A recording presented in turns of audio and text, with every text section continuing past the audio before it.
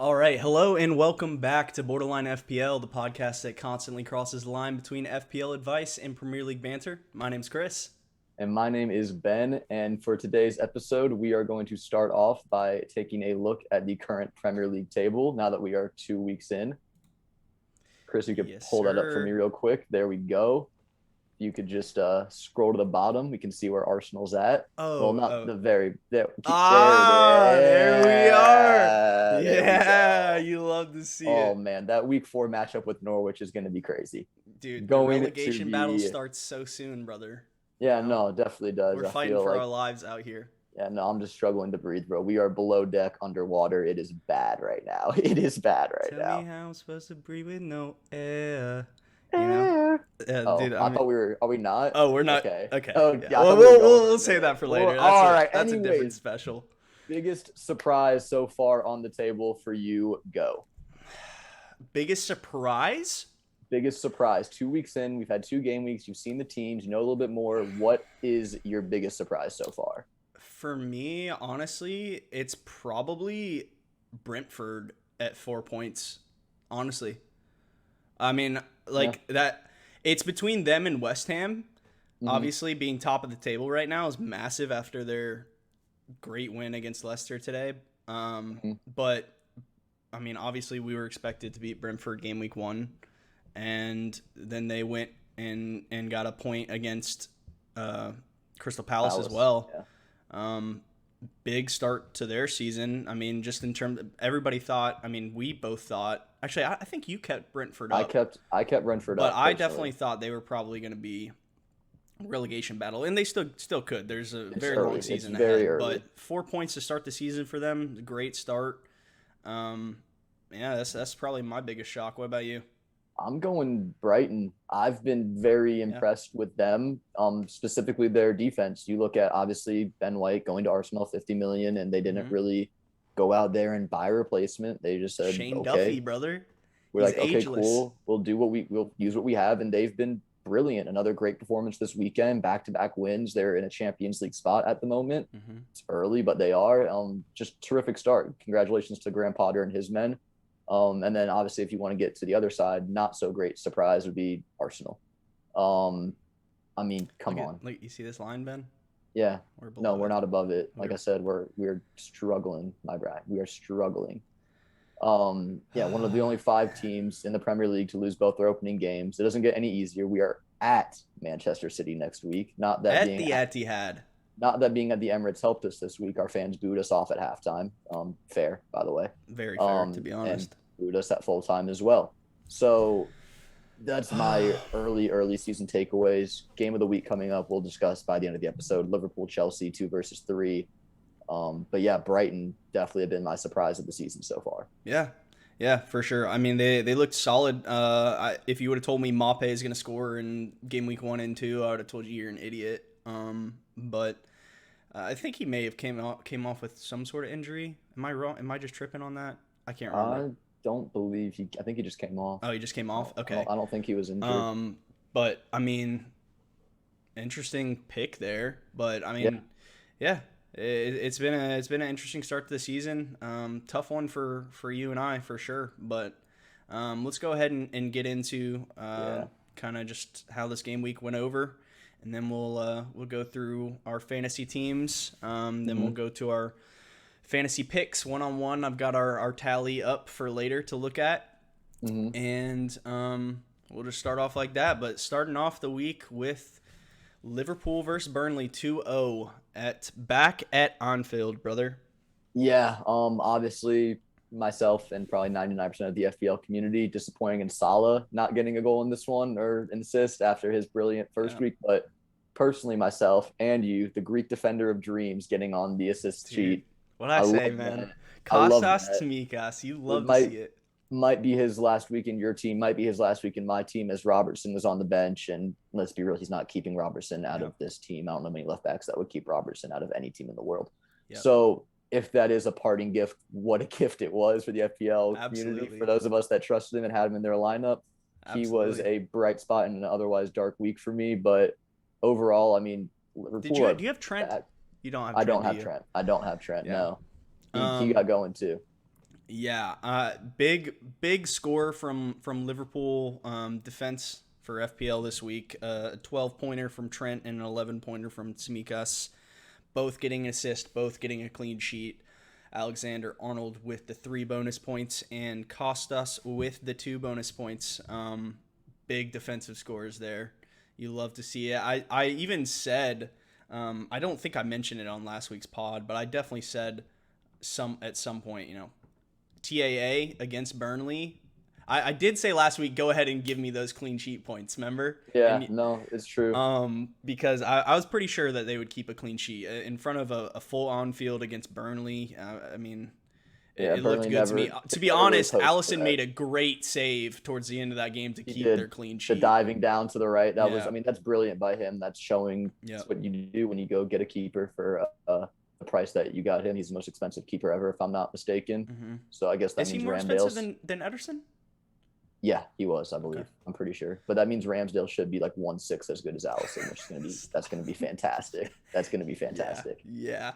You love to see that. Mane getting the goal. I mean, I don't know many people that started off with Sadio Mane over Salah. It's always dodgy picking Mane when they're practically the same price, and Salah's on penalties, which is massive in fantasy. But Jota again getting his goal. Again. Yeah. 7.5. Actually, I think he's up to 7.6 now. But leading the line again. It looks like Firmino's coming on for him. But if he is constantly starting at number 9 for them and getting at least 60 minutes, it's really good value. That's value. My only worry would be, is it going to change at some point this year? Is Firmino going to start and he's going to come off the bench? Because if that's the case, I don't really want that. I know Klopp loves Firmino in his system, and he's the first defender. You hear all Liverpool fans talk about it. Our defense starts with Firmino up top. He doesn't play the high number 9 role. He drops deep almost as a false 9. Mm-hmm.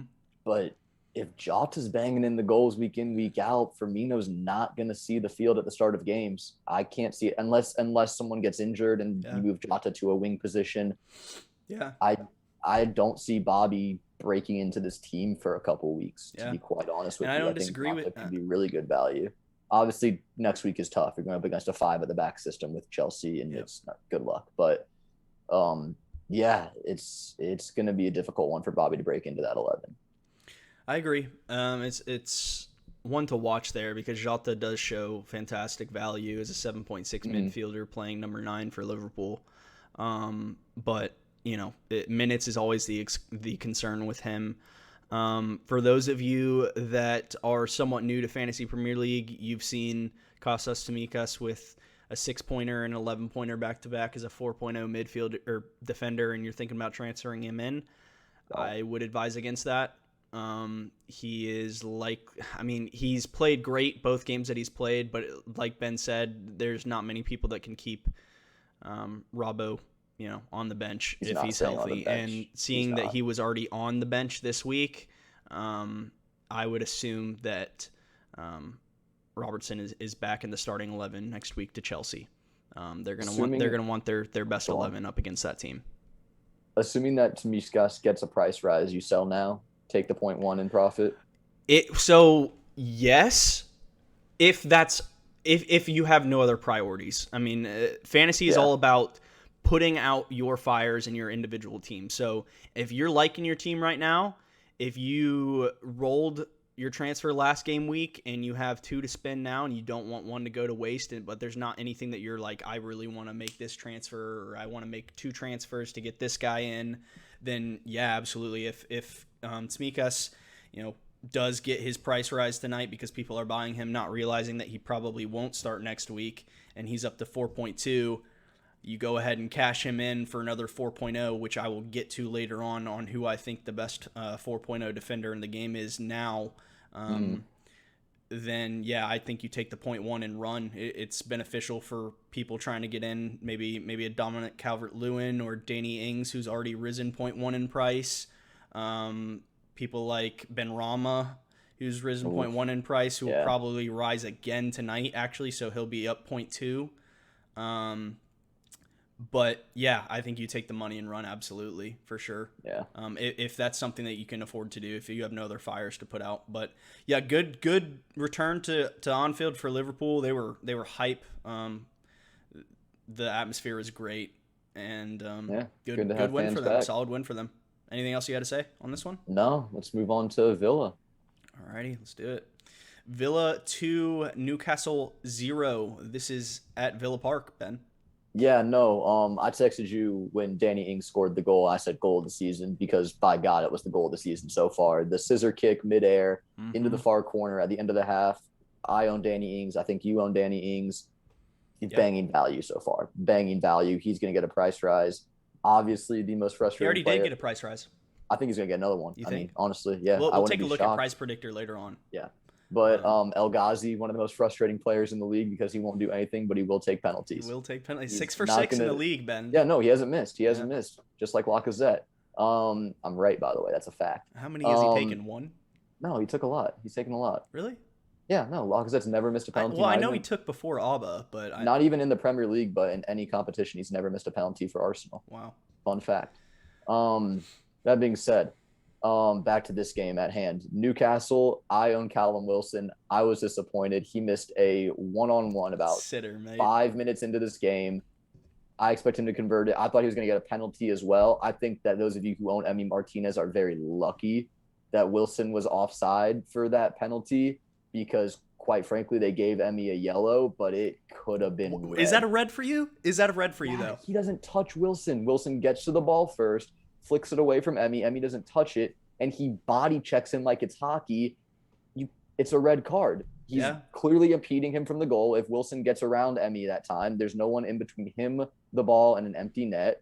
It's a direct line to goal. There is no other defender. You have some guys tracking back you can make a case for. Well, so let me ask you this question, right? Why was it yellow only because he was offsides, or was it yellow just based off merit completely? Like the ref looked at it and said that's only a yellow whether he was offsides or not.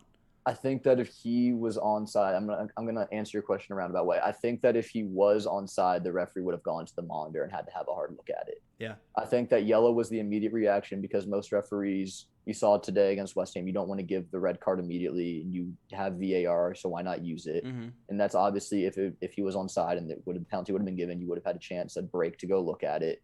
So I think you initially give the yellow, but in the back of your mind or literally in your ear, you have someone telling you, hey, we need you to come take a look at this. And I don't know if Emi would have survived that. Mm-hmm. That being said, he gets a clean sheet, and those Emi owners get their clean sheet points, and well done. I'm a Wilson owner. That's a missed penalty chance and a really, really good missed chance. So I was frustrated. Yeah. But Danny Ings did score. Other players for Newcastle, there aren't many. Willock broke his streak of 7 straight Premier League games with a goal. You hate to see it. I hate to see that, but we have $25 million in our back pocket, but I still wish Willock the best at Newcastle. I hope he absolutely smashes it. Yeah, I think he'll come good at some point this season. But no, he will. I mean, a huge score. I mean, this week, Ben, defenders were the way to the points, brother. We had Tyrone Mings with 2 assists from this game, finishing on a 15-pointer. One of them, Ben, being off the scissor kick for Ings, which he flicked on from flicked it backwards from a long throw. That's 2 game weeks in a row. From a long throw, or two game weeks in a row, a long throw has resulted in a goal. Had to remind me about the Brentford one. I had to, brother. It was a foul. They fouled Leno. They literally fouled Leno. They had probably. Actually, I watched Klopp do a press conference where he asked a reporter on whether or not he thought that was a. I love that, Klopp. Defend your fellow German, Klopp. Yeah. Also come to Arsenal. We need help. Dear God, I would pay so much of my own money just to have. Yeah, Klopp we all would. A lot of us would. But no, definitely refereeing decisions. Definitely, we're not going to dive into it because that's not what this is about. But a lot of we'll get to the one in the Arsenal game later, obviously. But a lot of refereeing decisions that could really, really sway your fantasy Premier League weekend this week. So for some people, it worked. For myself in this game, it didn't. Okay, let me ask you this question, Ben. Ings, is he a long-term hold for you, or are you looking to get him out after next week, as a lot of people probably will be, where his fixtures start to turn red?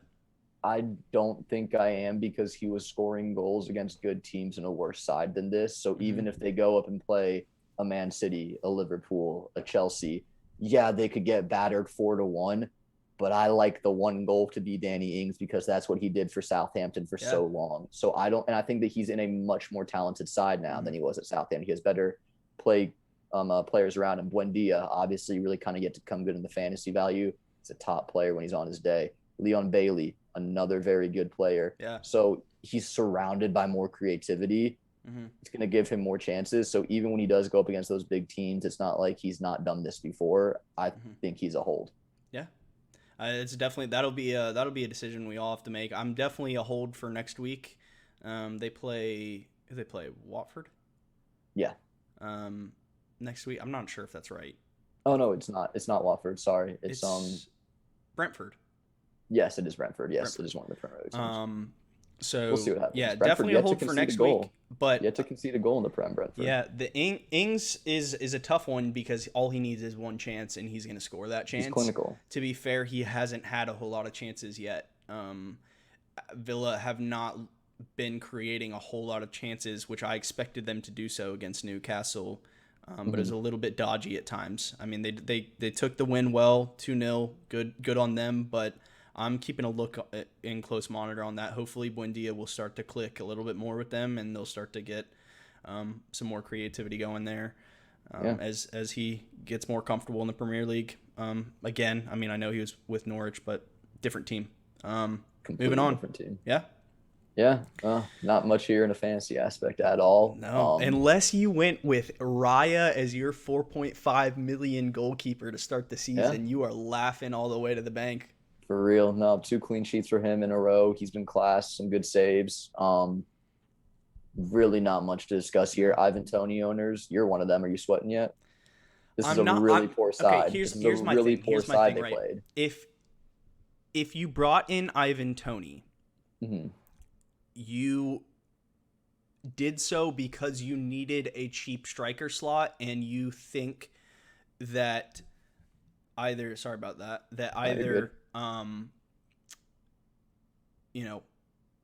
you want a 3-man strike force, and so Ivan Toney is maybe a placeholder as your cheap striker, or you're in a 2-man strike force and you have a lot of money in your midfield.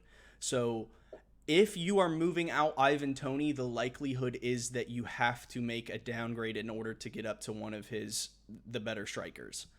Here's my thing. Yes, Brentford failed to score against Palace. Palace looked decent defensively. Gaita had 3 saves, looked good, came away with all 3 bonus, or no, actually Janssen got all 3 bonus points. Gaita came away with 2. But Palace aren't a joke defensively. It's not like we're talking about Brentford played at home to Norwich and failed to score a goal, right? They looked good against us at home. They scored 2 goals against us. Yes, Toney didn't get it on the sheet, but he was interval. Like, you could clearly see that a lot of things were going through him. I think he will come good. For now, for me at least, you asked me, is he on the chopping block? Yes, but it's not an immediate, I need him out of my team now type deal. Yeah. Okay. It's I think he will come good. There's a reason he was the Golden Boot winner in the championship last year.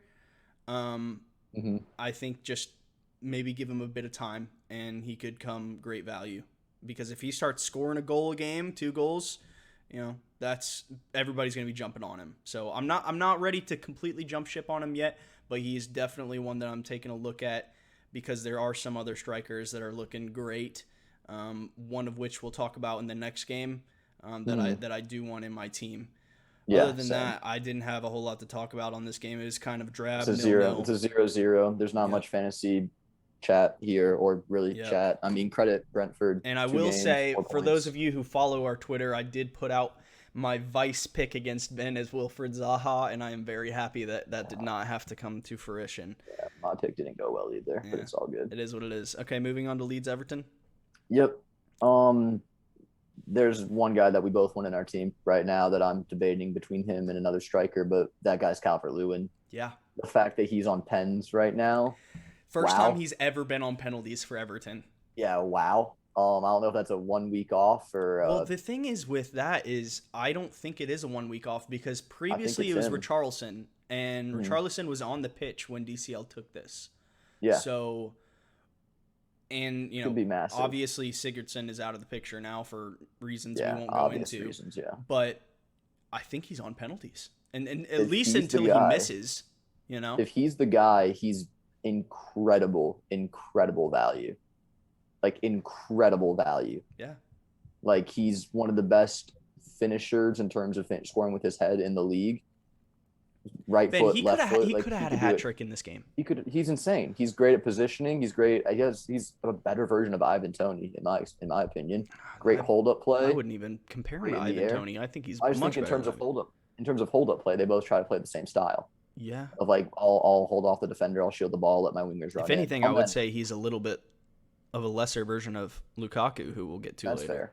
Yeah, and then also shout out Damari Gray. Welcome back to the Premier League. Ben, he looked good coming off the left wing. He was not that good in his time with Leicester. They were happy to send him to Germany and say, good luck, have a good time. And Everton's like, no, we're taking a chance on you. And he's back, and he's amongst the goals now. I mean, 5.5 million midfielder, Ben. I'm telling you that Everton currently have, in my opinion, the two best 5.5 million midfielders in the game. And that's Abdoulaye Doucouré, who got the assist, and Gray, who got the goal, took it well. Great finish as well. Definitely some value there. I mean, I know I'm sitting here with Emile Smith-Rowe kicking myself because of how bad Arsenal look. I mean, I still think he's quite literally been our best player both games. Him and Lokonga are the only two that like really turned up on Sunday. But I'm starting to get itchy on him. I'll be honest with you. Yeah, that's fair. And those could be, if I want to stick to that value, those are probably the two top of my list right now, other than Mbeumo. But I'm still not completely sold on Mbeumo.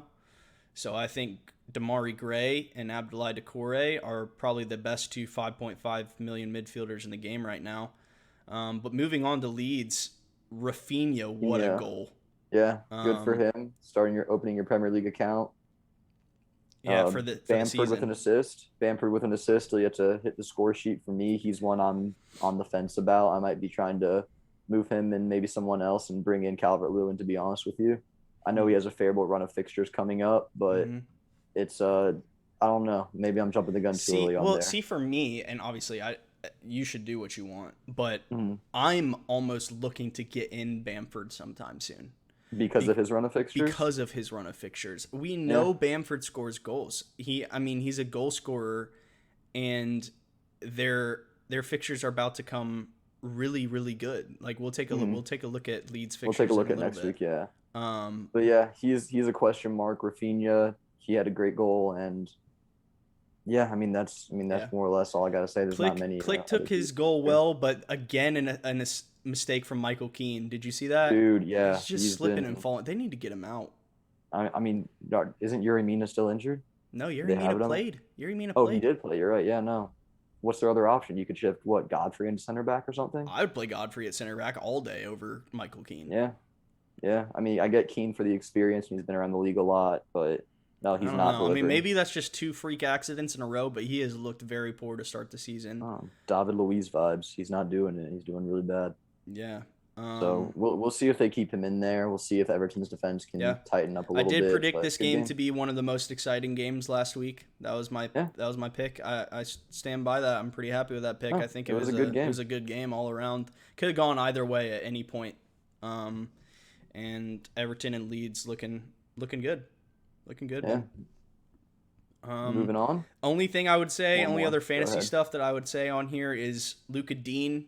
If you started with Luca Dean, he's a popular 5.5 defender. You've got to be looking at it at this point saying, Leeds do score goals, but is Everton defense going to be value this year? Because typically the pick behind Luca Dean is, he's on corners. He's getting up the field a lot, providing crosses to DCL. But with Damari Gray playing on this left-hand side now and them having a little bit more creativity coming off the wing, it seems like Digne is playing a little bit further back, Ben, and not pushing up the field. He's still on set pieces, but I'm not completely sold on him as a 5.5 million asset this year in defense. Yeah, he's one to watch. It's crazy too. He's 5.5 mil, and as is Luke Shaw, and neither of them have really, done great Luke things Shaw with as of with yet. the sneaky bonus points this week, He though. did get the bonus points, but Yeah, well, you expect yeah, him to mm-hmm. do a little bit more for the player he was specifically this summer for England. He was terrific. Yeah, And no, I last agree with season, you. I agree with you. but Meslier with the 6 saves, still getting owners 3 points, even conceding 2 goals. He's going to be a good value pick at 5.0. yeah, he's a Goalkeeper great year. young goalkeeper. He's a good goalkeeper. Very good. But that's all I had to say on this one. What about you? You good? No, I'm good. We can move on to the onslaught that was. To the drubbing, Benjamin. Yeah, I mean, geez, 5-0 it back at the wasn't even. Etihad. I mean, you want to talk about goal of the season? Can we talk about Grealish's goal, bro? What a Yeah, worldie! yeah. You don't pay 100 million for tap-ins. You pay 100 million for world Dude, class finishing like that. imagine spending $100 million per goal. Couldn't be me. No, couldn't be us. We I pay prefer 100 million and don't get goals. exactly. We prefer to spend hundreds of millions and not score any goals at all. No, that's so much better, dude. We'll give you 190K a We're a week class just to above, not even Ben. make Let's the sip our squad. tea We have 2 players that are literally trying to be shipped out right now, both on over 100K a week. That don't even actually no, I can't lie. Kolasinac did make the matchday squad, so good for him. But leave. Anyways, Ben, this game gave me a heart attack. I played the yeah, pep roulette. Mahrez, the pep roulette again. I'm addicted to the pep roulette, Ben. It's just bad, isn't it? I can't. It's just I can't not healthy. Stop. It's just not healthy, though. They're the best team in the league. I knew they were gonna win like 4-5-0. Yeah. And you just can't have their attacking assets that aren't named Kevin De Bruyne, or maybe this year we may see that it's Grealish, because look at their wingers, man. They started with Gabriel Jesus out on the right-hand side this week. Brilliant, by the way. He was so good. Brilliant. And in a post-game interview, he was asked, what were your thoughts on moving out to the right? That's not a position you typically play. And Gabriel was like, what do you mean? This is where I play for Brazil. This is my position. This is where I feel most comfortable. Yeah. And that's just another right-handed asset for this team. If you look at the right-handed assets that they have, Ben, they have Riyad Mahrez. Sterling typically plays on the left, but has played on the right. He can play on the right. They have Foden. Phil Foden. Now they are putting Jesus out on the right. De Bruyne can play on the right. Yeah, but typically when they play De Bruyne more forward, central, they play him as a false nine. He can. He could. And then we're not even talking about Bernardo Silva, who's just sat on their bench every week. It's just they're trying to steal him, but no, it's unreal to have that depth. It's not fair. I mean, I know that people are talking about financial fair play and stuff, but it truly isn't fair to have that much. What's the point? You're Norwich, you're so happy you just got back to the Premier League, and then you come up against that. Yeah. I don't get it. It's just ridiculous. But anyways, back to my heart attack. I wake up, I'm almost 100% sure that Mahrez is starting this game. Why wouldn't Mahrez start this game, Well, and I wake up and I see Riyad Mahrez on the bench. And to those of you who don't know, I captained Mahrez this week, who, I'm sitting there watching. I'm like, okay, I have Bruno Fernandes vice captain. This is after Salah blanked already. I'm like, okay, this isn't the worst thing in the world. Let's just have Mahrez stay on the bench, and I'll have Bruno as my captain. And they make their first 2 substitutions. It's the 78th minute. I'm like, okay, great. Riyad Mahrez, they're up 4-0. Mahrez isn't coming on. That wouldn't make any sense. What does this bald fraud do to me, Ben? He brings on Riyad Mahrez in the 78th minute. And but then I am Ben. I'm steaming. I know. I'm just watching the TV. I know. I me a lot. sit up Trust and me, I'm just like, okay. I'm just sitting there. I got Riyad, 50 texts in 5 seconds. By the way, I know you did. Yeah. Please score. And this little beauty goes on and gets me a goal for a rare captaincy return this week, considering most people were on Bruno and Salah. So I will take that. Now my biggest dilemma is, do I sell Riyad Mahrez when he could possibly be starting against an Arsenal team who just conceded both their goals off the right-hand side next week? Well, I think my bigger question beyond that Arsenal conceded off the right-hand side is Tierney even going to play for Arsenal? Because he went off injured. Are you going to give a Premier League full debut to a 21-year-old? Yeah, Tavares, 21-year-old Portuguese U21 international who has 2 sub-appearances for Arsenal in the league. One of them was at right back. Yep. Like, him going up against – well, the thing is Mahrez even going to start again? He's got Mahrez, Sterling. You mentioned all the names. I'm not going to list them again. Right. But, like, it could be disaster for Arsenal again. Life doesn't get better. Yeah, no, absolutely. We'll talk about individual. We'll go into next later for next week. Yeah. But yeah, from Norwich, there's nothing. From City, there's great. Everything. There's everything on City. Laporte with a goal. I did see for those of you that if you do own John Stones, I would be looking to get rid at this point. Pep did come out and actually say, which is very rare, but he did come out and say that Laporte will be starting next week against Arsenal, which if you assume that Diaz is the main staple of defense and not coming out, then that would mean that John Stones is, again, not going to be playing for Manchester City. So they look good, Ben. Well, unless Laporte starts as a left back, but I doubt it. Yeah, I mean, I don't know why they would do that. Yeah, Zinchenko's class. Yeah, I mean, plus they played Cancelo at left back this week to give Walker a right back appearance. You have so many options. Yeah. You can Mendy, like what, 55 million doesn't play. Dude, it doesn't even matter. Like we can beat on this City depth drum all day. Yeah, there's too much. They look great. You know, big. I mean, they needed that after losing to Spurs last week, but they looked good. Yeah, and I'm glad they beat up Norwich. Now they'll be hopefully calm when we go play them next week. We'll get into that later. Anyways, the only thing I would say on Norwich is still they're in a void. That's it. No value in Pookie. No. Brighton 2-0 to Watford, Ben.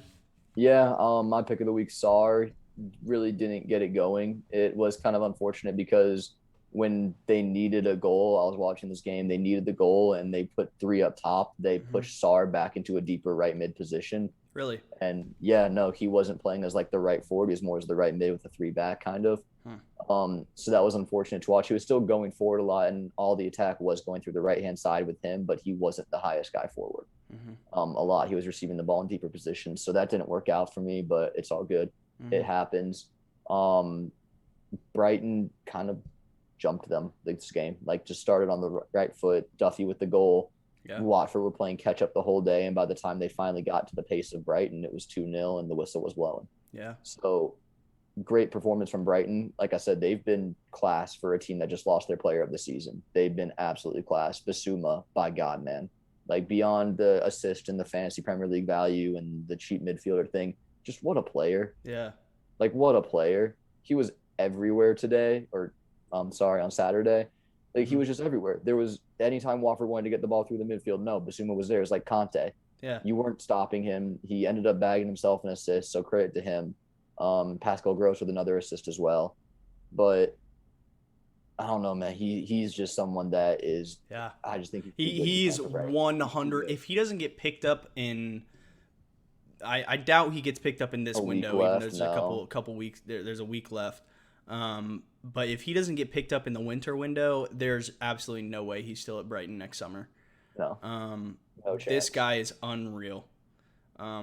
Just what a player. But it's just like he's everywhere, man. He's just such a good all-around midfielder. Fantasy returns. We got Shane Duffy with the goal. He also, I think he ended on 14 points. 4.0 defender has now risen to 4.1, Ben. He is still a short-term fantasy asset. If you ask me, Joel Veltman's still out this week. I think, Duffy, who else is out? Lamptey. What? Well, Lamptey's out, but I'm talking about center back. Who's the super tall one? I'm forgetting. Oh, dude, no, I'm blanking. I have his face, Webster. but I don't have his name. No, it's not. It's not Adam Webster, but I have his face, but I don't have his name. Anyways, I don't know, but Duffy will continue to play. I think Duffy's safe for another week, maybe 2. If he keeps playing like that, he might be tough to replace. If he keeps playing like he's playing. Well, I mean, it's one to watch. It's still iffy one for me. He's up to 4.1 now, but great return from him. Maupay with the second goal of the season, as we previously stated. 6.5. If Maupay is for you, I mean, if you are getting antsy and you are an Ivan Toney owner, that's kind of your one straight swap option is Neil Maupay at 6.5 million, which Brighton do continue to have some decent fixtures, so it's not outlandish. It's definitely one you could look at if you just absolutely want to get rid of Ivan Toney. That's one to look at. For those, I would say almost 70% of the FPL community that started with Robert Sanchez, we got our first clean sheet, points off our keeper. Easy day for them, honestly. Watford didn't look too threatening. No, they really weren't. There wasn't much going on. Josh King, the former Everton man, came on late. Yeah. Really just not much doing. Couple half chances, but yeah, I don't know. Not the same Watford I saw against Villa. So Brighton on 6 points, Ben. They're my surprise of the season so far, man. They've been brilliant. It hasn't just been like, oh, they got lucky to win. No, they dominated this game from start to finish, 90 minutes. Moving on to the Sunday games, Ben. We start off with Southampton, Man United at St. Mary's. Yeah, Southampton unlucky to not take 3 points from this game, if I'm being quite honest with you. I thought that Armstrong could have had 2 goals for Southampton. I thought that he had some golden chance. I mean, credit to Gea for a save, but Armstrong really should be finishing that. Greenwood gets a goal for Manchester United. I know you have him. I felt it was very. I don't have him. He's not. He's actually not on my fantasy team. I wish. Oh no, you just picked him. That's right. Yeah. Very, very lucky to get a goal this week, I'd say. I feel like that's one the keeper is going to be having nightmares about. I feel like it really should have been saved. Pogba with another assist, up to 5 this season. Unreal value. If you grabbed him early, congratulations. Yeah. But yeah, and Manchester United really kind of failed to impress me this game. Maguire specifically had a very poor performance, in my opinion. We'll see if that improves when Varane comes in. But yeah, just really not a great game for Manchester United. Credit Southampton. Like I said, I think they should have taken 3 points off of them. I didn't realize that Adams goal they gave as a own goal to Fred. Goal to Fred, yeah. Because when it initially came off my screen, it came up as an Adams goal. But, yeah, it took that huge deflection, but yeah. Yeah, I mean, there's a lot. I mean, 1-1 game, not a great game from United. Those of us, these are the type of games, Ben, that's going to hurt them in the long run. If they want to challenge for the title, you challenge can't do for the this. title, they need to be going to St. Mary's and winning this game. And, finished 1-1, but there is a lot to talk about in this game fantasy-wise, Ben. This is a big game to talk about. First thing I want to open up with is just to get through Southampton. I think Adams, or not Adams, I think Armstrong is going to be a good pick for Southampton this year. He is $6 million striker, one of the few starting up top for a decent attacking side for a cheap striker. He looked good again. He did not get on the score sheet, but he looked good again. He's quick. He will score goals behind the lines of enemy defenses. And the biggest thing for Southampton right now is I told you who I would reveal as I think the best 4.0 defender in the game is right now. That's going to be Tino Livramento for Southampton. He is currently still 4.0. If you are looking to jump off of Kostas Tsimikas after he gets a price rise, I think Livramento is your go-to. He has looked great both games. He's currently keeping Kyle Walker-Peters out of the lineup, and that's just off merit. There's no injuries involved. He seems to be first choice right back for Southampton at the moment. Yeah, no, he's been brilliant. He's probably, if you're looking to bring in a Southampton player, he's the guy I'd go for. I wouldn't jump on the Armstrong train just yet. Like I said, I think he could have scored 2 goals last week, so I'm not sold on his finishing ability. I think he's getting in good positions, but I'm not fully sold on him yet. I think that, as you mentioned, for Manchester United, like, this is a game you have to go in and get 3 points from. Yeah. Simple. And for me, it would be one thing if they dominated this game and Southampton scored a fluke corner or something at the end, and they just got lucky to, like, they were hitting the post or blah blah blah. No, Southampton should have won this game. Yeah. Manchester United probably walked away feeling lucky they took a point because Southampton should have won. So it's early season. There's tons of games to be played, but not a great performance from Manchester United, and not a great performance from everyone's captain, Bruno Fernandes. Yeah, well, everyone who wasn't on Mo Salah. Well, that's the funny thing is I'm sure people who had Mhm. Fernandez as their captain going into this game were feeling great considering Salah blanked in the early kickoff on Saturday, and then he went And on to get a then, yellow card and a 1-pointer. So yeah.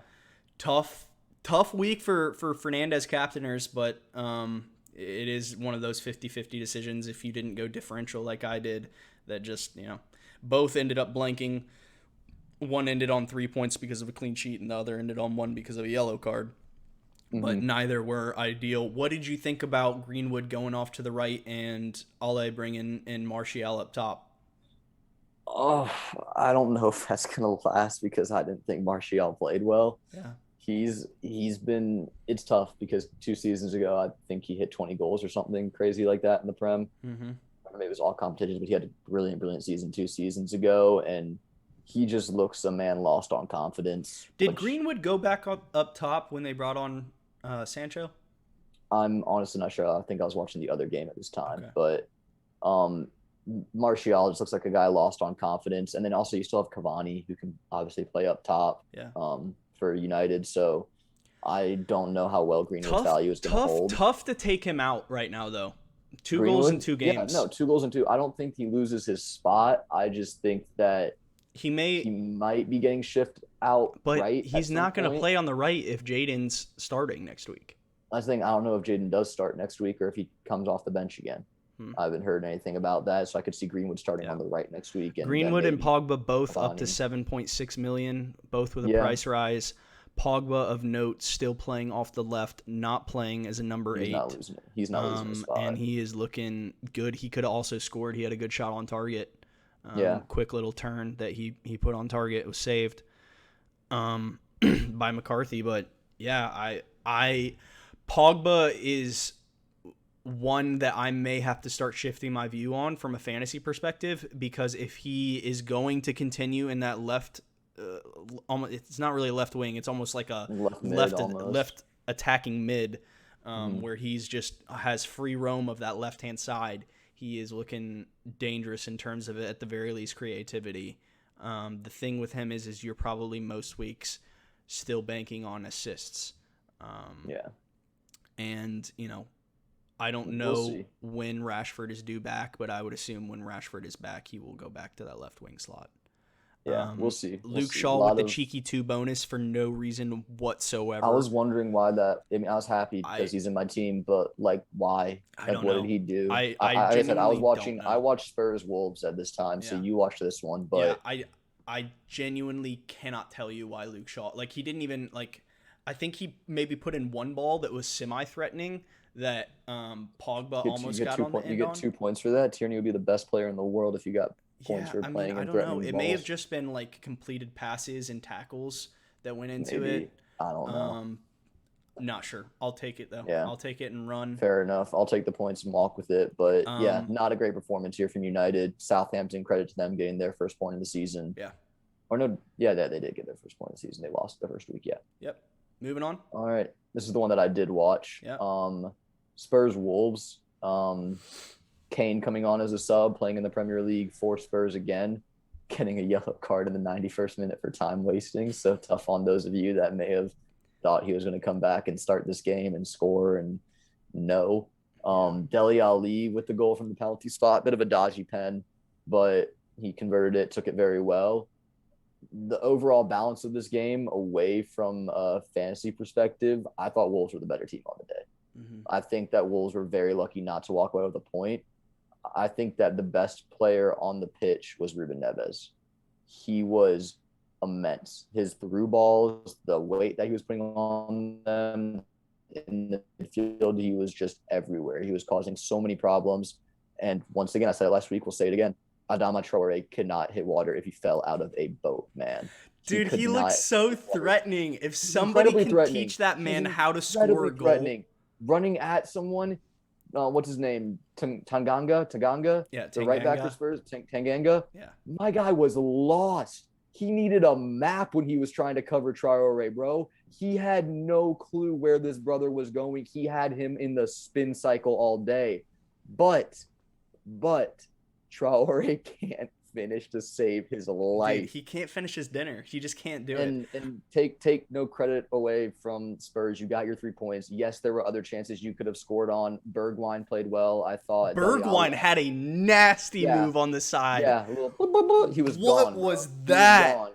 He was gone, and he could have scored another one. They played one on a square ball. It went behind him, but yeah, I think Wolves will be disappointed to not come away with a point from this game. Lloris was brilliant. For those of you that own Lloris, congratulations. 6 saves, clean sheet. I think he came away with 11 points from that game. Yeah, no, the 3 bonus points as well. Yeah. So brilliant to him, but I think the overall balance of this game, Wolves will feel very harsh that the scoreline ended the way it did. Yeah, that's what I heard. I didn't watch the game because I had you watch this one, but I heard, Adama Traore, I'm going to say again, crapid.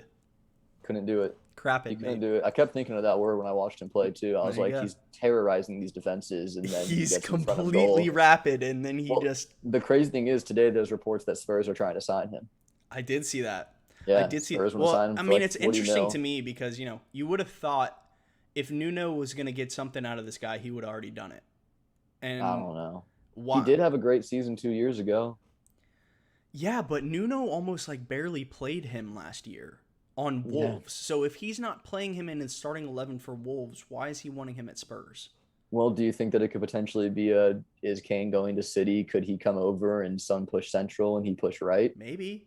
But why you take him over Bergwijn and you could Lucas? Have Bergwijn.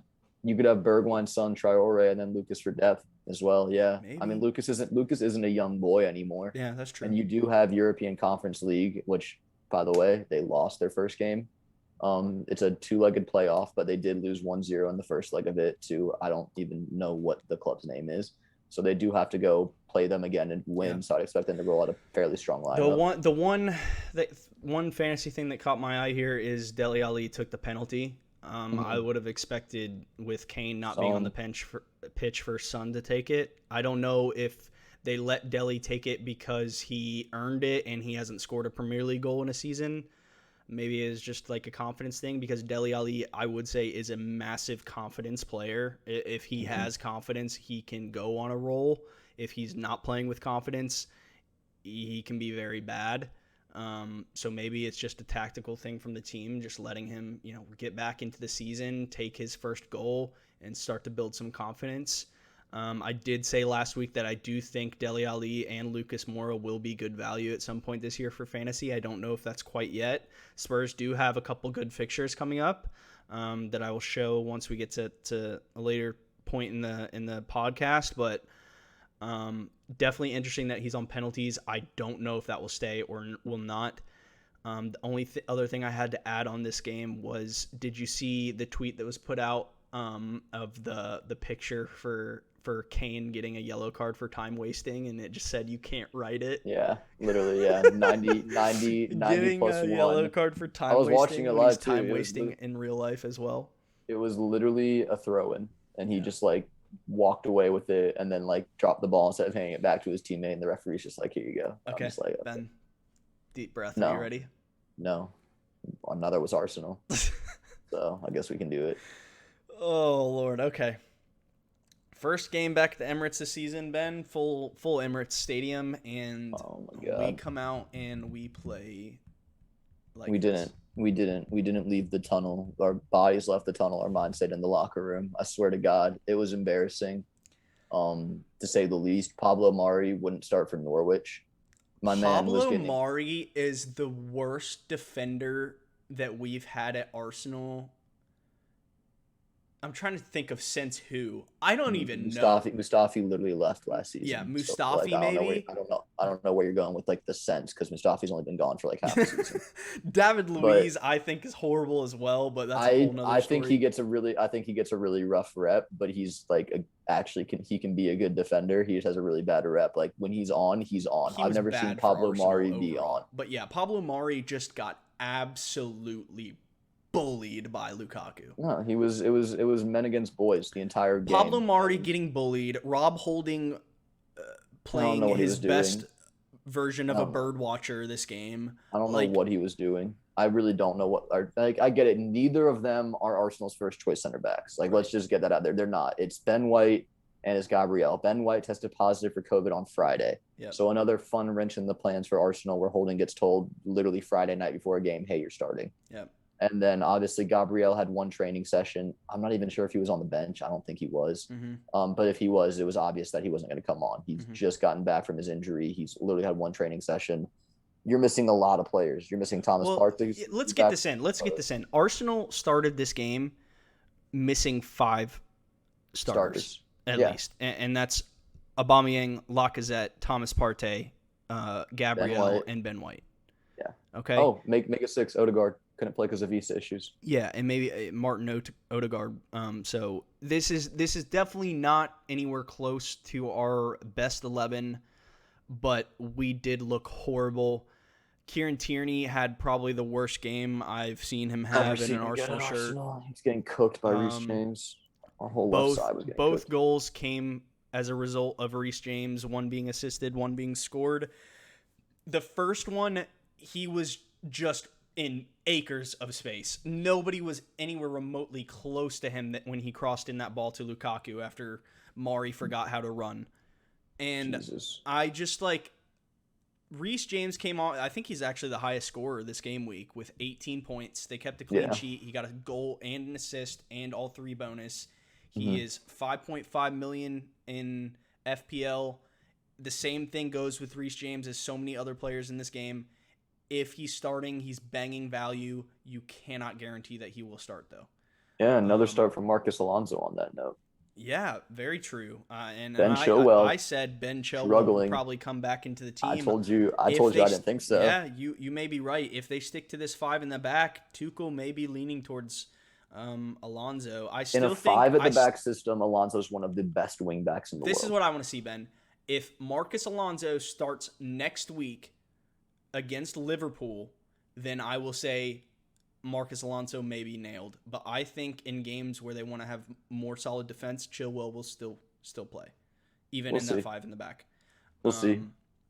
But yeah, if I were a Chilwell owner, I will take back what I said last week. I would probably be jumping ship now. There are plenty other 5.5 defenders out there that you can look to get in who are more assured of game time.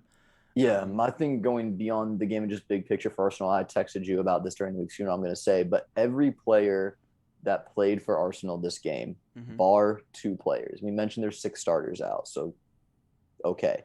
But every player that played for Arsenal this game, bar 2 players, Pepe and Bernd Leno, the goalkeeper, who we just bought a backup goalkeeper, and Aaron Ramsdale, for those of you that don't know, Arsenal signed Aaron Ramsdale this week, has either been signed or had their contract extended under Mikel Arteta's regime. Yep. So that's where I have a real problem with it, because it's not I'm not getting my players in. These aren't my players anymore. Everybody that played, bar the $72 million winger, who was one of our best attackers on the day, to be quite honest with you. I don't know if you agree or disagree with that, but I thought that running at the defenders, no one really stood out, but Martinelli didn't have a great game. Saka was a little bit sloppy. ESR stood out for me again. Smith Rowe was good again, but of the front 3 minus ESR, I thought Pepe was the best. Probably, but that was the best out of crap, to be honest. It doesn't say much. But everyone, bar Bernd Leno and Pepe, was an Arteta signing or contract extension. Here's my thing, right, is I get the whole, if they were signed under Arteta, okay. Contract extensions, I don't fully put on the manager, because there are still and have been so many players that we ultimately should be shipping out of this club, but we cannot feasibly start from scratch and ship everyone in a single window and also sign replacements in a single window, especially that window being right after a COVID season where so many teams are hurting in terms of financial issues. Yeah. So I get the argument that you're saying everyone was either signed or contract extended in the Arteta regime, but I don't think, and maybe he is, maybe he isn't, I don't think Arteta would have genuinely chosen to re-sign Xhaka. I mean, maybe he trusts him. I don't get it. I hate him more than any other player on Arsenal. He just made him a vice captain again. I get that, but I don't think Arteta looks at Xhaka as a long-term, yes, I want you in my starting 11 for multiple years to come. I think Lokanga can take his place this season if he continue. I thought Lokanga was the second best player on Arsenal bar Smith Rowe. Yeah. I thought his passing out of midfield was terrific. His ability to like avoid the high press of teams with the shoulder drop and turn is terrific. I think he could definitely take Xhaka's role, and that's obviously alongside Thomas Partey when he comes back. That being said, let's talk about this. Let's talk about this. Arsenal has now spent $129 million in this window, the most of any, not even just English team, any European team in the world for this window. Have we improved? Yeah. We have. Yes. I'd say yes. How? I think that White is an upgrade on Luis. Okay. I think that Lokanga is an upgrade on El Neni coming off the bench or Guendouzi. I think that Guendouzi's on loan, but he's an obligation to buy if he plays a certain amount, which he's going to. Yeah. I think Tavares was desperately needed, specifically the fact that Tierney is already injured again. You couldn't write a script like it. So I think that, we needed him. Ramsdale's the iffy one for me that I just don't get unless Leno really wants to leave. I think Odegaard's iffy as well. I think Odegaard is a good signing. He's 22. It's clear we're going for leadership players, and he had a good spell in the Premier League, and he's very young. Arteta likes him. He can drift into the right. He can drift to the center. Here's my thing. I don't ever want Odegaard to start over Emile Smith-Rowe. I agree with that. He has to be in the team right now. He is the only bright spot for Arsenal right now. Yeah, I still say Lokanga, but I don't think that we've improved. Let me put it this way, because I don't want people to be jumping on my neck for saying that Arsenal improved. I don't think we've improved by leaps and bounds like we should have.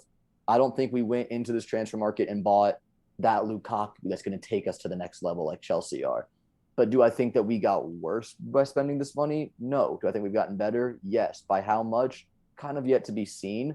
But I'm not going to sit here and act like it's automatically worse. And also, I think we need to work on a lot of outgoings, which are being reported today. There's Nketiah rumors. There's Willian rumors. Thank God there's Willian rumors. Please, Corinthians, that Brazilian team, take him. Get rid of him. I don't care.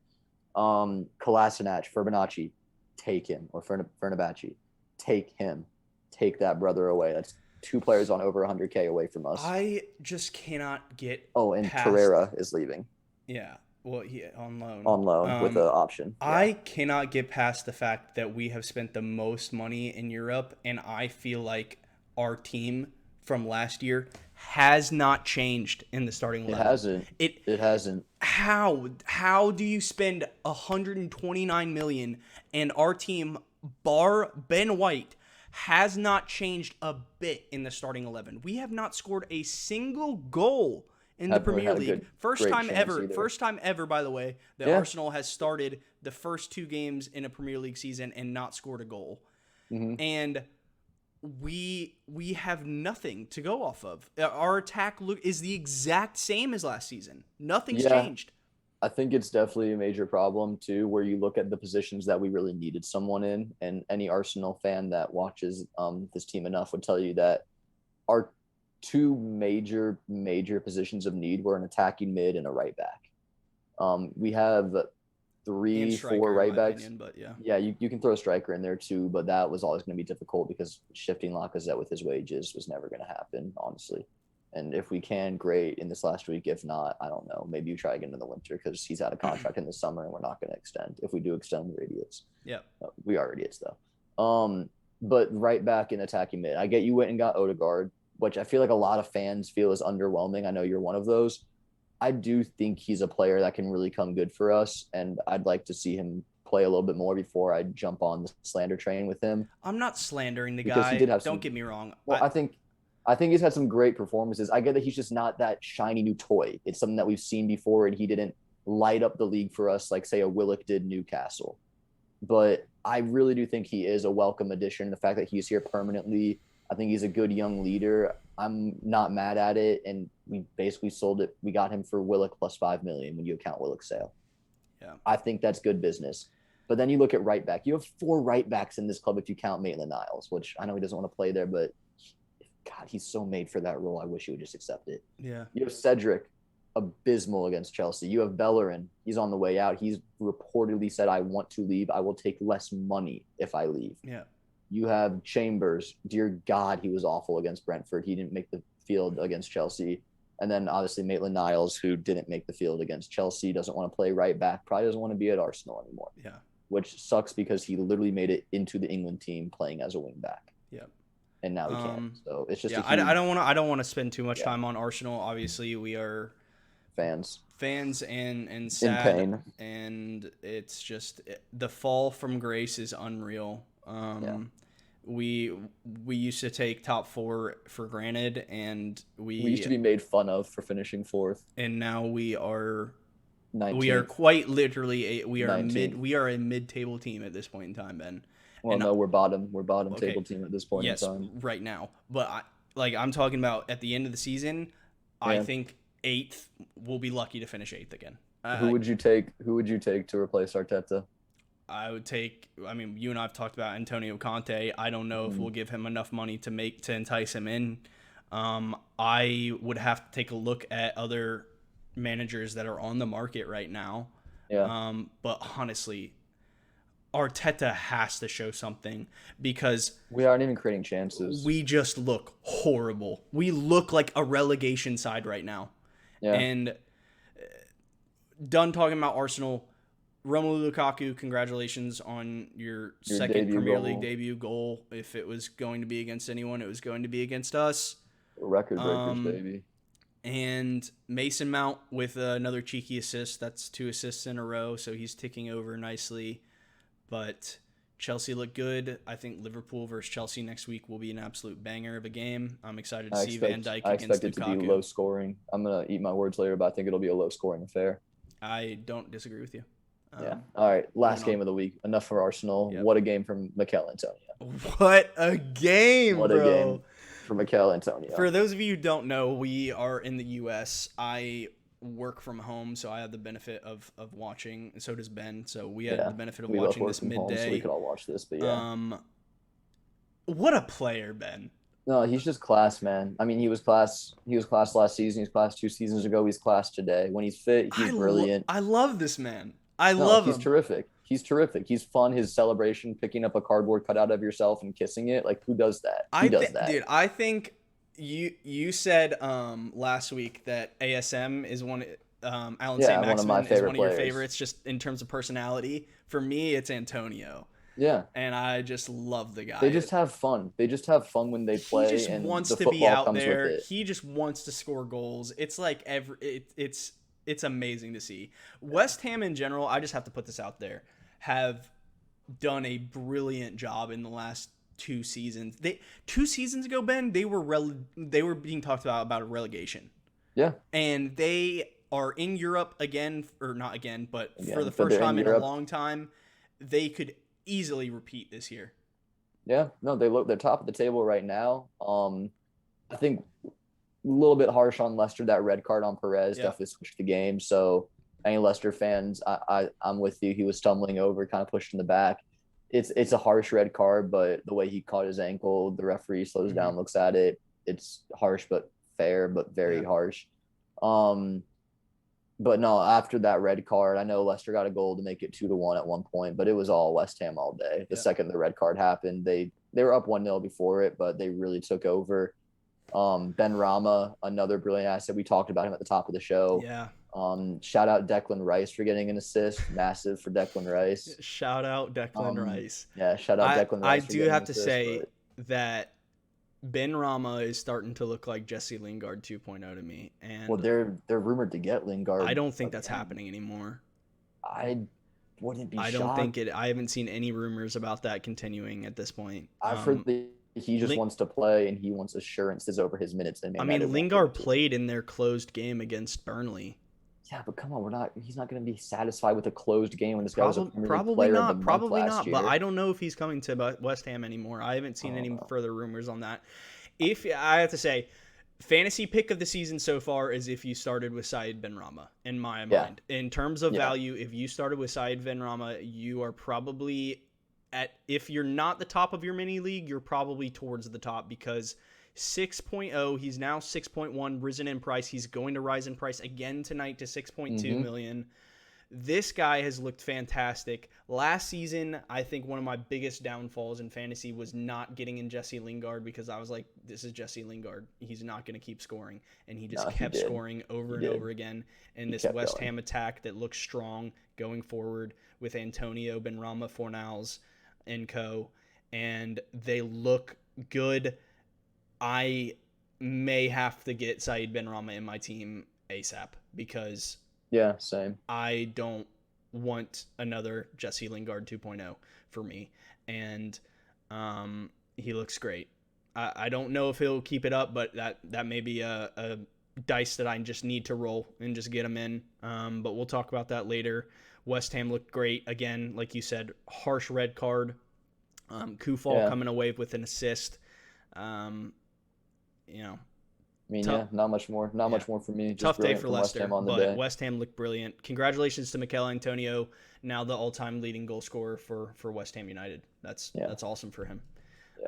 As of today. And if you didn't see his celebration, you should go watch it. He quite literally and type has Antonio. A cardboard cutout of himself, goes over to the camera, hoists it in the air, and then kisses himself, and then puts it down.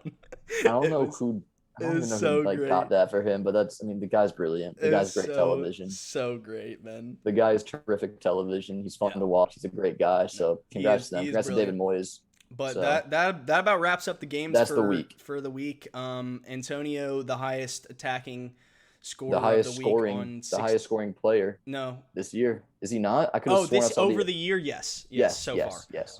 This week was Reece James on 18. Yeah, it was James. He finished. Sorry, I was saying this year. Yeah. But I will go ahead and I will bring up my team to just take a look at how I did. Ben, I finished on. Did it update? It did update. Great.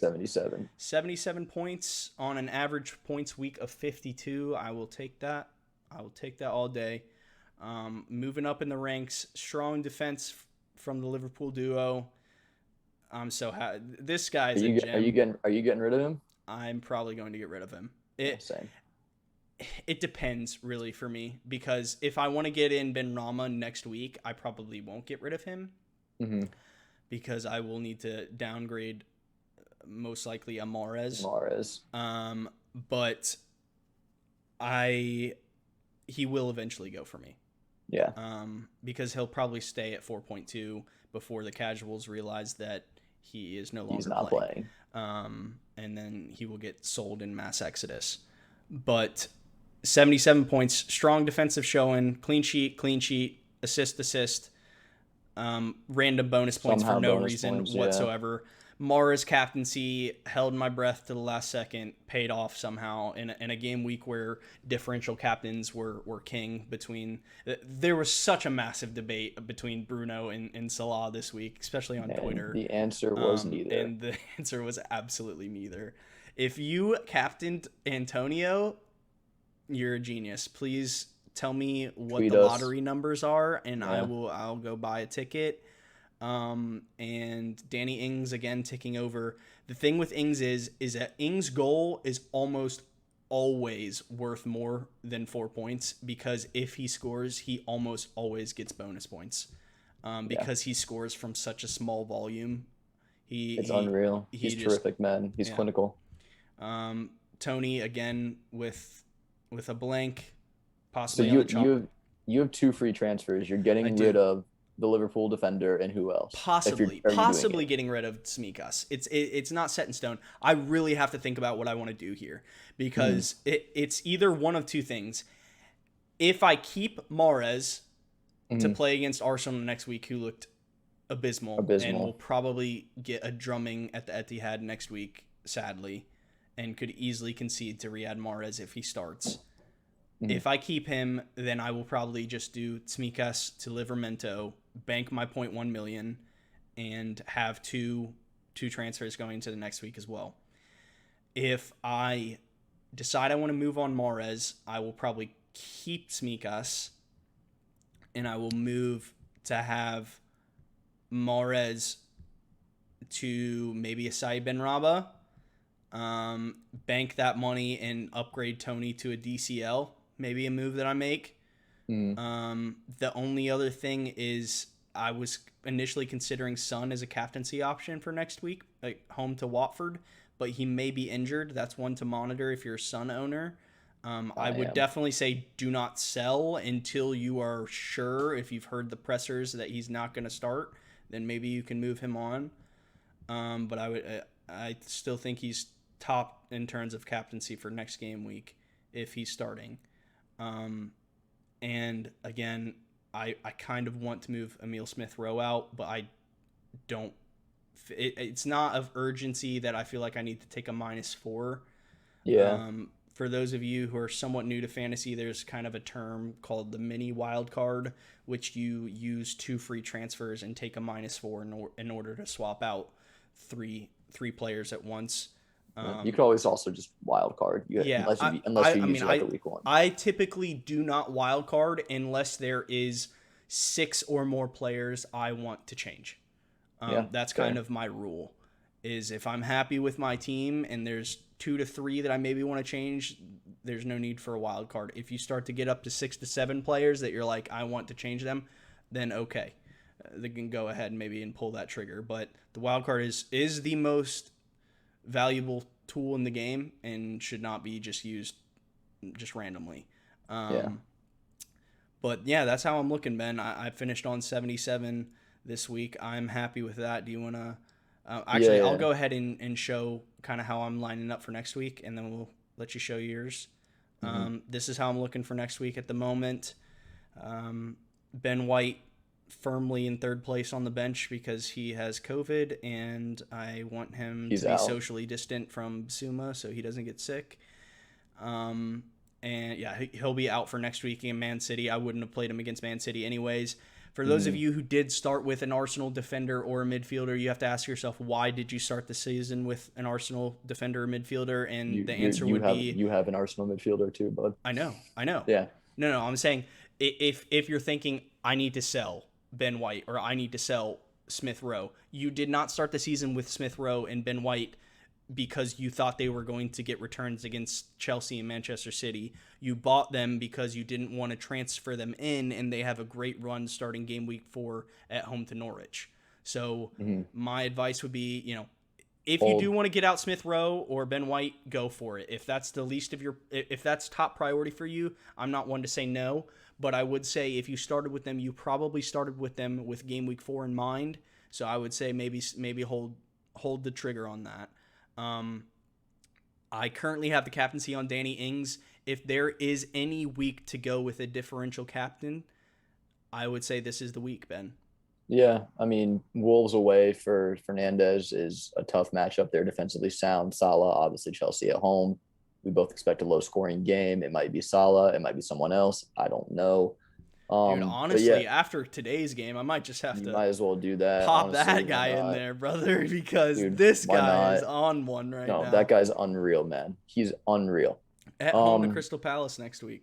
But the team overall looking pretty strong. I'm happy with it overall. The only concerns are, will Mahrez start? Will he not? That's a concern every week. Ivan Toney, maybe he needs to be moved on.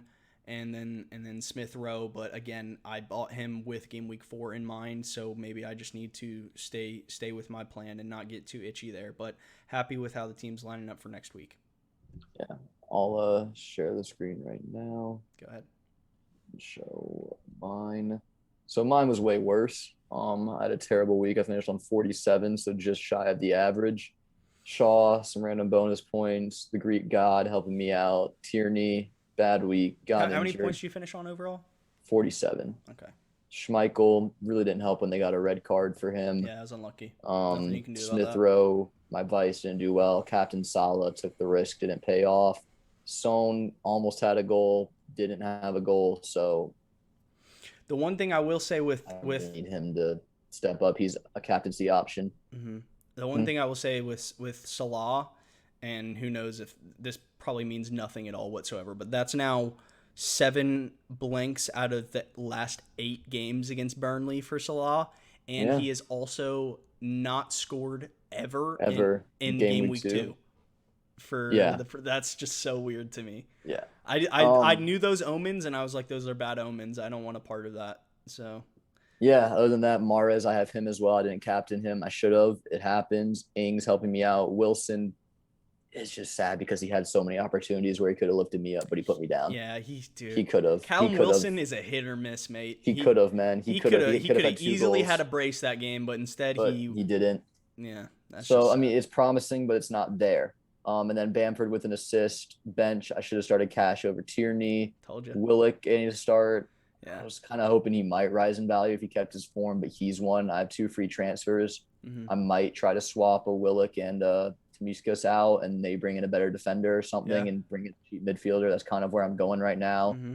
Or I could bring in a cheap defender and a better midfielder. I don't know. I could bring in the Southampton lad, or I could bring in – we talked about Amartey previously. He started again today. He's 4.0. Obviously, Leicester got cooked today. Yeah, Vestergaard got injured in training on Friday, which is why he did not start this game for Leicester. So that may mean Amartey's in the starting lineup for Leicester again for maybe 1 to 2 weeks, but still definitely one that you're going to eventually have to get rid of. Yeah, so it is what it is there. Mm-hmm. But yeah, definitely what I'm thinking is if I have 2 free transfers, this guy and Willett could be gone. And I could bring in a different midfielder and then maybe use this price gap to help me pick up someone that may have risen a little bit, like a Benrahma or something. We'll see. But other than that, we'll see. I like the strike force. I do eventually at some point want to bring in Lukaku. I don't know what point that is yet. Mm-hmm. In terms of captaincy options, obviously Son is someone that I'm thinking of. Click the information. Yeah, my bad. Mm-hmm. Fixtures. But he's just, I don't know. He's got good fixtures coming up. Obviously, Arsenal away. There's a coin toss. Yeah. Chelsea's difficult, but Watford and Palace, he's definitely one that I want to hold for a couple of weeks the more I think about it. Yep. Bamford also has a very good list of fixtures coming up. Let's look at these Leeds fixtures because I wanted to talk about this. Burnley, and then Liverpool is difficult, but then Newcastle, West Ham don't look easy, but then you go Watford, Southampton, Wolves, and Norwich. That's what I'm saying, man. Unreal stretch for him. You still think you're getting rid of Bamford with that stretch coming up? I don't know. It's just like Lukaku was so good to watch. It makes me if you get in Lukaku, you're going to have to strip either Son or Salah down, right? Or I could get Mahrez and Wilson in a double swap, bring in Lukaku and someone cheap. But that could be another 2 weeks away. But like I said, I think that the big switch for me this week is I'll be getting Willock out of here. I'll be getting Tomiskas out of here. I'll probably bring in the cheap Southampton lad. And then see if I can play around with the profits I've made off of the Greek and do better in the midfield there. Maybe bring in a Benrahma, maybe start him over Smith Rowe. Yeah. I don't know. Yeah. We'll see. I need to double check all those price points. Yeah, the one thing I would say is if you're looking to swap Tsimikas and Willock for Benrahma and Livramento, you won't have enough money to do it because Tsimikas is going to rise in price tonight, but so will Benrahma. So that will put Benrahma up to 6.2. Yeah, I think I need to make sure. I don't know if I have 0.5 in the bank or not. I probably don't, but we'll see. Tierney, I don't know if he's going to play this week. If not, I'll bring in Cash. But yeah, not my best week, but I'm still learning. I'm having fun as I go. Yeah. And a lot of options here. For sure. Of options. But I mean, I don't think I genuinely the one I do want at some point. Who? Lukaku. Yeah. Lukaku's the one I want at some point. I genuinely don't think that you're starting off horribly. Like you're like at least shape of the team looks good. 50-50 decision on Wilson over Antonio is what's biting you. Because if you had Antonio in there, you would be right up. 16 more points and I'm cruising. 16 more points this week and 13 last week. Yeah, I would have been cruising. Yeah, so you'd be right up there at the top of our mini league right now with the rest of us. Which is just unlucky. I mean, it's a 50-50 decision at the end of the day. Yeah. But yeah, I mean, lots to talk about this week. I enjoyed it. To wrap up, Ben, let's look at the fixtures for next game week really quick. So I'm going to go ahead and share my screen again. Let's see here. We got the fixtures. Next week, there you go. We are the first kickoff at home to the reigning champions, Manchester City at the Etihad. You're telling me I have to set an alarm to get our ass this week? You're telling me Bro, I I gotta wake know. up. You're telling me I gotta wake up. I'm an hour out of you, so I'm 6:30 I know a.m. you're By the waking up at way, I'm 6:30 in the 6:30 morning to a.m. watch us get our butts whooped. Oh, sweet Jesus Christ! That is so rough, mate. Dude, God. hey, thoughts on what if our alarms just didn't go off? No, dude, no. I mean, like, it's like waking up to a nightmare, honestly, when I wake up to Arsenal at City. Like, I have to Uh, do it. I'm gonna do it. Like, there's no doubt that I'm going to do it. For me, it's just like, I hope I can, like, fall back asleep right afterwards because it's just like, oh my it's tough. God, It's man. tough. 6:30 a.m. I'm for those of you that don't know, I'm in Texas, is where I'm Yeah. located So out he's of. on Chris Central is Time. in, yeah, so I'm on Central Time. Yep. But yeah, no, don't take any Arsenal players this week. Nope.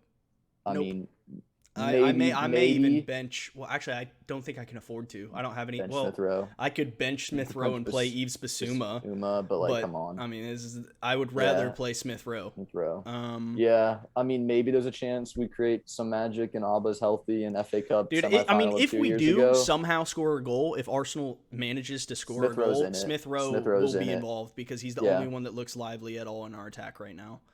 Yeah. And yeah, I mean, the rest of the fixtures, the ones that stand out to me are Villa at home to Brentford, Leicester away to Norwich, looks like. Yeah. But that's still a solid one. Maybe if you have a Barnes, a Vardy, a James Madison, that could be a big haul for any of those. Norwich are the whipping boys at the moment. They've conceded 8 goals and Big game of the week, obviously, not scored Chelsea, a single Liverpool. goal.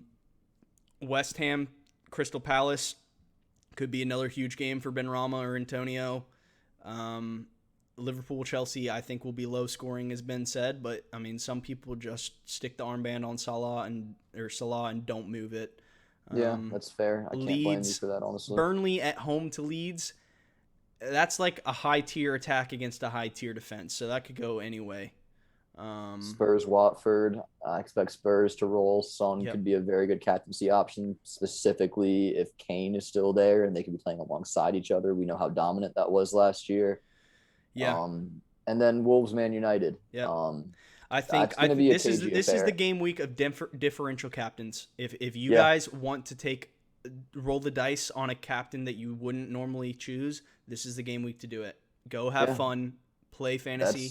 This is what the game weeks are about. I love game weeks like personally. this because these are the type of game weeks that create diversity in many leagues, because so many game weeks everyone will have the same captain and a lot of people have the same type of players and it's pretty close. But these are the type of game weeks that you can just jump the gun, or you can stick with Salah and he scores a hat trick against Chelsea. Who knows? I mean, I'd be lying to you if the thought of Bamford being my captain hasn't crossed my mind already. There like literally, I don't know what I'm gonna do. Dude, Son against Watford, it's tasty, wide open. But like, if I had to Bamford, give my top, I'm gonna give my top 3 captaincy picks for this week, just in my opinion.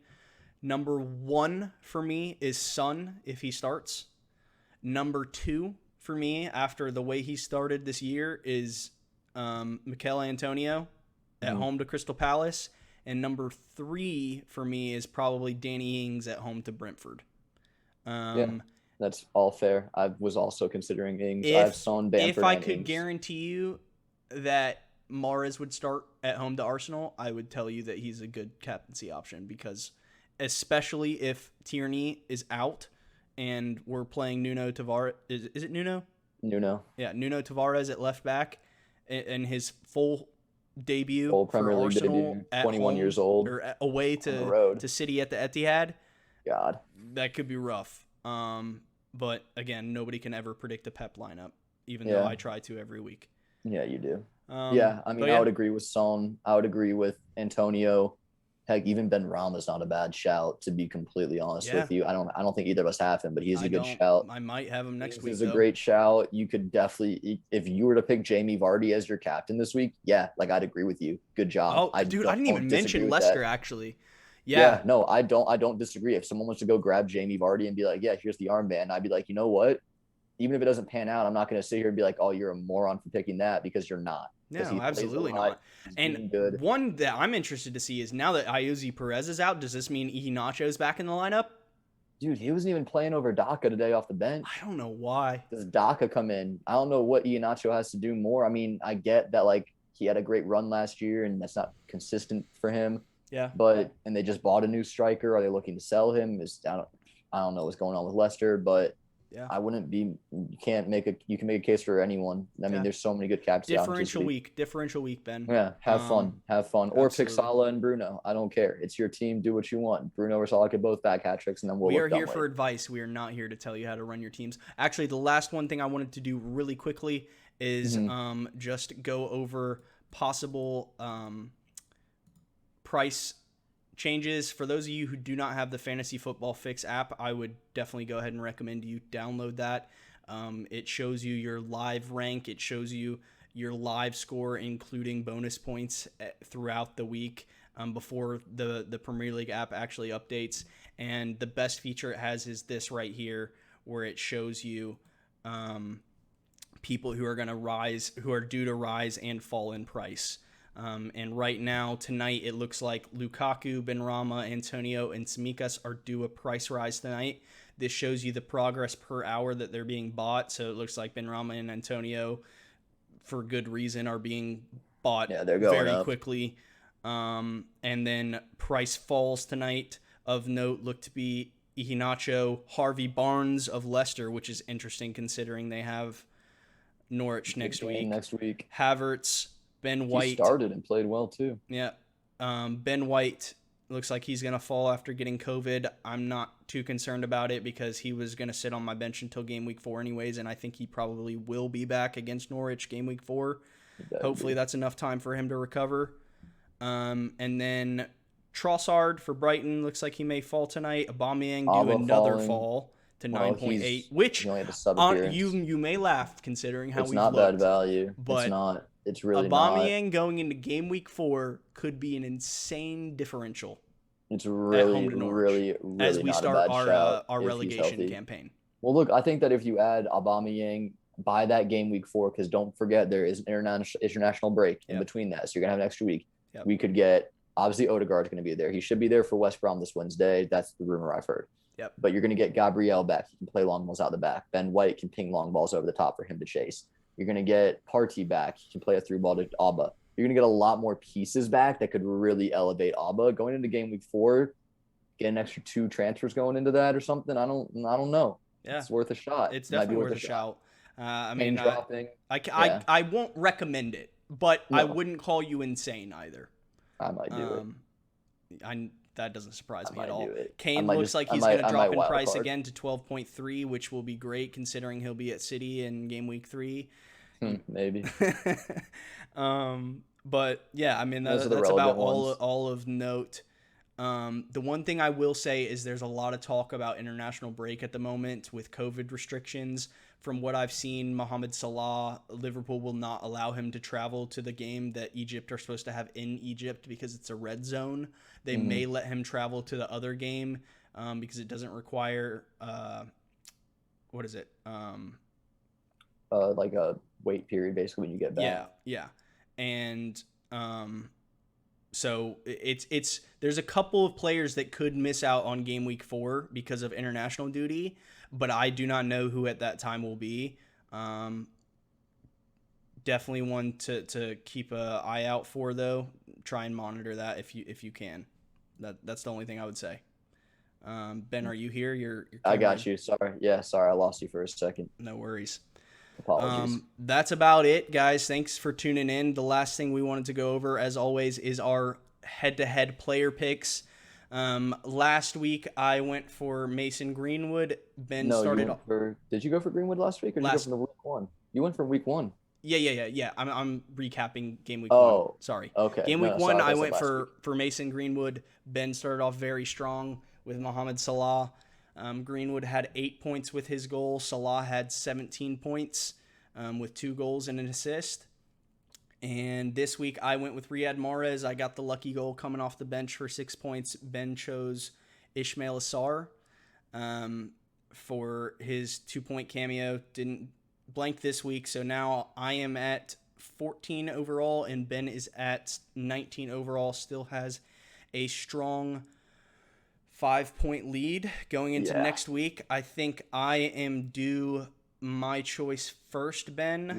You are. Looking at these fixtures, I think my pick for this game week. Gosh, this is a tough one, Ben. It is. I have a couple players in mind, but you get first. Oh, I know who your player is. You know who I want. Yeah, you know who I want, but I'm not gonna pick him. I don't care if you take him because I might change my pick anyways. I'm not going to pick him because I think he'll do better in a different game in the future, and I want him for that. I'm going to go with Jamie Vardy. Bold. That's my pick. Jamie Vardy away to Norwich is my pick. I like that. So I texted you earlier saying that I was going to go Antonio for this. Mm-hmm.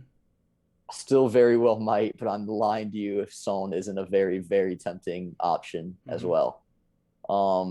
You could always go Son as your pick and have Antonio as your backup if you wanted to, as your vice. Yeah. With that being said, Antonio's been on some ridiculous form. Yeah. Antonio is the highest scoring player in FPL right now. Yes. And I'm picking Son. I'm taking Son as my guy this week. I trust him. You really got me there. Yeah, no, that's what I do. It's a little build up, just a little, I like it. Yeah. I'm taking Son. I think he's going to ball out against Watford. He's been playing as a striker. Yep. If Kane's back, I can't imagine the two wouldn't start together. If they start together, it works. Like, just very simply, it works for like saving time. Could easily see them scoring a good bit against Watford. Watford I like looks shaky at the back. So yeah, I have Son. Chris has Vardy.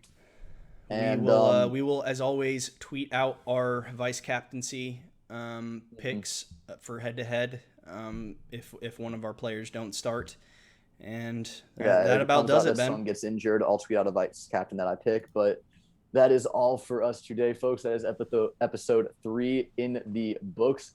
If you do not subscribe to our YouTube channel, make sure to subscribe below. Smash that like button. And if you want to talk with us, feel free to chat with us. We are on Twitter at BorderlineFPL. Tweet at us, follow us, DM us, make fun of us. We don't care. We're Arsenal fans. We're pretty much immune to it at this point.